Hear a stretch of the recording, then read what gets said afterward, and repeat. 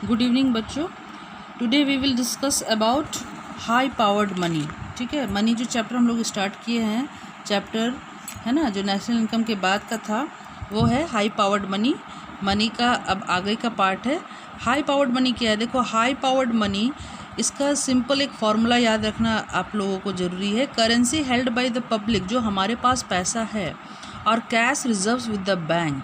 ठीक है, currency held by the public, जो हमारे पास जितने भी पैसे हैं, ठीक है, लोगों के पास जितना भी पैसा उनके जेब में है या उनके घर पे है या उनके हाउस होल्ड वर्क्स के लिए है, और cash reserves with the bank, इस चीज़ को हम लोग बोलेंगे high powered money. High powered money is a money produced by RBI and the government. High powered money जो है ये आरबीआई और गवर्नमेंट के द्वारा प्रोड्यूस किया जाता है। ये 2 मार्क्स का आएगा या 1 मार्क्स का आएगा। Definitions define high powered money. So आप लोग इस चीज़ को अच्छे से याद कर लीजिएगा। ठीक है, देखो अब नेक्स्ट क्वेश्चन है बच्चों, what is the difference between money and a high powered money. High powered money को एच से इंडिकेट करते हैं। ठीक है, the only difference is that money consist of currency and demand deposit. Demand deposit जो हम लोग बैंक में जमा कर रहे हैं, ठीक है, वो हम अपनी इच्छा से जमा किए और हम अपनी इच्छा से उसमें से निकालेंगे, दैट इज़ डिमांड। डिमांड के समय निकाल भी सकते हैं और अपनी इच्छा से उसको डिपॉजिट भी कर सकते हैं। ठीक है, it is a simple term. While high powered money consist of currency and cash reserves with the bank. Bank में कितना कैश है, ठीक है, डिमांड डिपॉजिट के अलावा, ठीक है, डिमांड डिपॉजिट के अलावा और भी उसमें कैश रहता है, जो कैश जिसको कैश रिजर्व्स कहते हैं, उस चीज़ को हम लोग कहेंगे मनी। और हाई पावर्ड मनी जो है वो है currency held by the public plus cash reserves. ये दो का आप लोग अच्छे से डिफिनेशंस याद कर लेना है। नेक्स्ट क्वेश्चन देखेंगे, इट इज़ अ 5 मार्क्स। देखो ये बहुत इंपॉर्टेंट क्वेश्चन है। What are the different kinds of money. देखो हर तरह का मनी जो है हम लोग देख सकते हैं। Money can be classified as metallic coins. The oldest form of money is the coins of any metal. ठीक है, जो कॉइन्स का स्टडी कहते हैं उसको न्यूमेस्टिलॉजी कहते हैं, न्यूमेस्टिलॉजी। उसमें आप लोग जो है मेटेलिक कॉइन्स के बारे में देखिएगा कि समुद्रगुप्त के समय में जो है उनका सिक्का कैसा था। वीणा बजाते हुए समुद्रगुप्त को दिखाया गया है। It may be gold, silver, copper, brass, aluminium etcetera. ठीक है, इन इंडिया कॉइन्स ऑफ ₹5, ₹2, ₹1, 50 पैसे, 25 पैसे एक्सेट्रा प्रिवेल्ड, है ना, ये सब प्रिवेल्ड था। There are 2 types of coins. अब इसके बारे में भी आपको जानना है।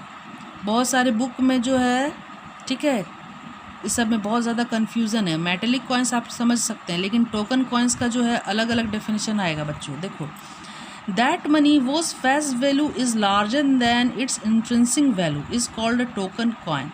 Most of the coins these days are token coins because government has stopped using previous metal for making coins. देखो इसमें क्या है, face value is larger than is it's intrinsic value.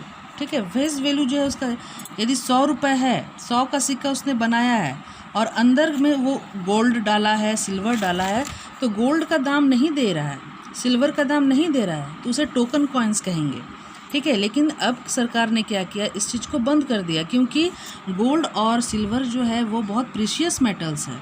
ठीक है, तो प्रीशियस मेटल्स भी दे रहे हैं और उसका 100 रुपये का मतलब उसका वैल्यू दे रहे हैं, तो वो कम हो रहा है।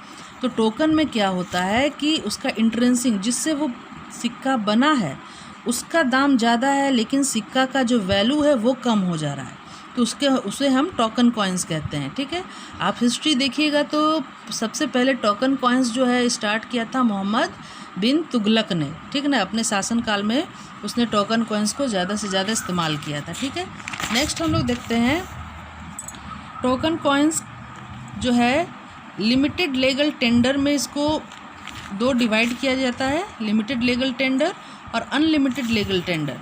देखो, लिमिटेड लीगल टेंडर मनी है those coins which can be used for payment of A limited amount. जैसे मान लो 100 रुपये का ही तुमको पेमेंट करना है, लेकिन उसके लिए तुम्हारे पास तुमको सिक्का का ज़रूरत पड़ा है, 25 पैसा का ज़रूरत पड़ा।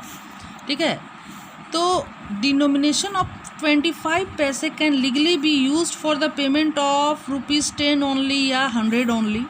These are known as limited, यानी कि आप जो 100 रुपये में कितने 25 सिक्का डालेंगे, ठीक है, वो लिमिटेड है, ठीक है। 100 रुपये में, 50 रुपये में, 100 से ज़्यादा में आप 25 पैसे का ज़्यादा उपयोग नहीं कर पाइएगा, क्योंकि बहुत ज़्यादा पैसे आप लोगों का सिक्का यूज़ हो सकता है। नेक्स्ट है अनलिमिटेड लीगल टेंडर। देखो, when a payment in coins can be made to an unlimited extent, unlimited extent जिसके लिए बनाया जा रहा है, it is known as unlimited legal tender. अभी तो आप भारत में देख रहे हैं कि 1 रुपये, 2 रुपये, 5, 10 का सिक्का बन गया है। अभी 100 का भी बना हुआ है, 150 का भी बना हुआ है, 1000 का भी बना हुआ है। तो अनलिमिटेड इन सब सिक्कों से हम अनलिमिटेड पैसों का पेमेंट कर सकते हैं, ठीक है। नेक्स्ट देखो स्टैंडर्ड कॉइन्स।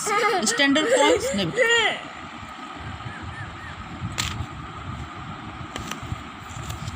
क्या